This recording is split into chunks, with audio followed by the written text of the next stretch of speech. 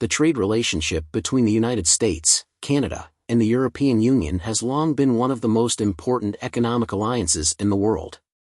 But what happens when these key trade partners clash over tariffs? Is this the beginning of the end for a partnership that has lasted for decades? Let's dive into the story of the contentious tariffs imposed by the Trump administration and explore the fallout from the decision to raise tariffs on steel and aluminum by 25%. This bold move sent shockwaves far beyond the United States, sparking fierce retaliation from countries like Canada and the EU, both of which have been vital trade allies of the US for years. Could this be the beginning of a new economic reality? Or is it just another chapter in a complicated story? The rise of tariffs, a controversial decision. In one of the most contentious decisions of his presidency, the Trump administration raised tariffs on steel and aluminum imports by a staggering 25%. These tariffs targeted key trading partners, including Canada, Mexico, South Korea, and Brazil, countries that had previously been exempt. But the tariffs didn't stop at raw materials. They also included downstream products like fabricated structural steel, aluminum extrusions, and steel strands for pre-stressed concrete. Trump's justification for these tariffs centers on national security concerns. He argues that reducing the U.S.'s reliance on foreign steel and aluminum is critical for industries that support national defense and infrastructure. Under Section 232 of the Trade Expansion Act, these tariffs were imposed under the guise of national security, claiming that domestic steel and aluminum production is vital for military readiness and economic stability. However, the reality of U.S. steel and aluminum consumption complicates this issue. The United States imports about 23% of its steel and nearly 80% of its aluminum, with a significant portion of that coming from Canada. In fact, Canada accounts for a substantial share of U.S. aluminum imports, which are crucial to industries ranging from defense to automotive manufacturing. Despite this, U.S. aluminum production has drastically declined over the years, from 3.7 million metric tons in 2000 to just 670,000 metric tons in 2024. The fallout: Canada's strong retaliation. In response to the tariffs, Canada wasted no time condemning the decision. The Canadian government called the move totally unjustified, especially since Canadian steel and aluminum exports are deeply embedded in U.S. industries such as defense, shipbuilding, and energy. Canada has been a vital supplier of materials critical to U.S. military operations, making this decision particularly contentious.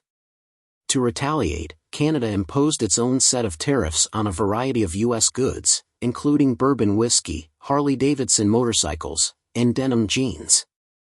This strategic move was a direct challenge to U.S. economic interests, especially those sectors heavily reliant on Canadian materials. For example, Canadian aluminum plays a key role in U.S. defense manufacturing, automotive production, and energy infrastructure. The tariff increase could have far-reaching consequences for these industries. One of the best examples of this deep economic integration is the Alcoa-Baie-Comeau aluminum smelter in Quebec, which supplies large quantities of aluminum to U.S. industries. The U.S. relies on Canadian aluminum for everything from military equipment to vehicles, meaning the tariffs could disrupt not only these industries but also the broader U.S. economy. Europe's response: united and unyielding. As Canada prepares its response, the European Union is also gearing up for its own. The EU's official stance on the U.S. tariffs has been firm: they are unlawful and economically counterproductive. European leaders have criticized the tariffs, stating that they will harm not just European industries but also U.S. consumers. The EU has highlighted the deep interconnections between U.S. and European industries, warning that these tariffs could disrupt supply chains and cause more harm than good. Much like Canada, the EU has a history of retaliating against U.S. tariffs. Back in 2018, the EU imposed tariffs on U.S. goods such as whiskey, motorcycles, and orange juice. And now, European leaders, including German Chancellor Olaf Scholz and French President Emmanuel Macron, have promised a unified and swift response to any new tariffs. The economic impact of these tariffs could be significant. The U.S. imports over 1 million tons of special steel from Germany each year, and the EU has warned that the tariffs could increase costs for U.S. consumers, potentially leading to inflation and disruptions in the global market. The EU's economic interdependence with the US is undeniable, and tariffs that harm European producers will inevitably affect American businesses that rely on these imports. The bigger picture, global ramifications. These tariffs are not just a regional issue. The global economy today is deeply interconnected, with supply chains spanning continents. Materials and products cross borders at every stage of production. Trump's tariffs could disrupt these intricate networks, affecting industries in Asia, Latin America, and beyond. Regarding the impact on the U.S. economy, it could be significant as well.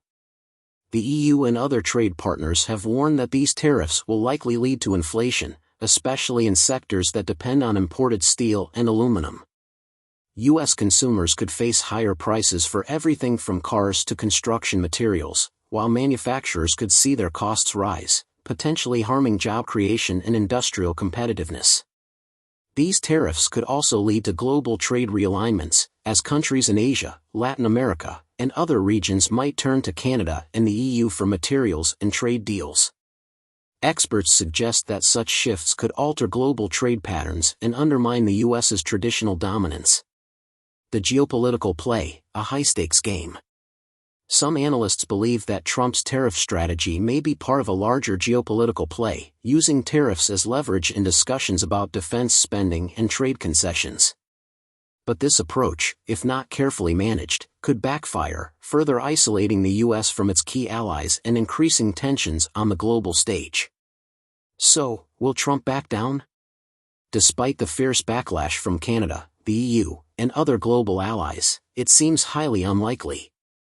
On February 10, Trump signed a proclamation regarding steel imports in the Oval Office, solidifying his commitment to the 25% tariffs on steel and aluminum. This move shows his determination to push forward with his policies, regardless of the growing opposition. Trump has always prided himself on being tough and making bold moves to disrupt what he calls unfair trade practices. With this tariff decision, he's not just making a policy change, he's positioning himself as the protector of U.S. industry, even at the expense of long-term international relations. This is a stance that's likely to remain in place as long as he's in power. The future of U.S.-Canada-EU relations. The question remains, will this fierce push lead to the reshaping of global alliances, or will diplomacy eventually find a way to restore the fractured relationships? The consequences of these actions could spill over into other areas of global diplomacy, particularly with rising powers like China and Russia. Looking ahead, the U.S. might find itself increasingly isolated in the global economy as Canada and the EU seek new trade partnerships. This could lead to new alliances that marginalize the U.S. in the global market, and countries may begin to question whether the U.S. can still be trusted as a trade partner. This could lead to the emergence of new economic blocs that don't rely on U.S. leadership. Will the U.S. continue down the path of economic isolation, or will diplomacy restore these vital alliances? Only time will tell. What's your take? What do you think? Are these decisions wise or misguided? Will the U.S. alienate its most important trade allies in the long run? Leave your thoughts in the comments below, and don't forget to like, share, and subscribe for more in-depth analysis on global geopolitics, trade, and economic issues.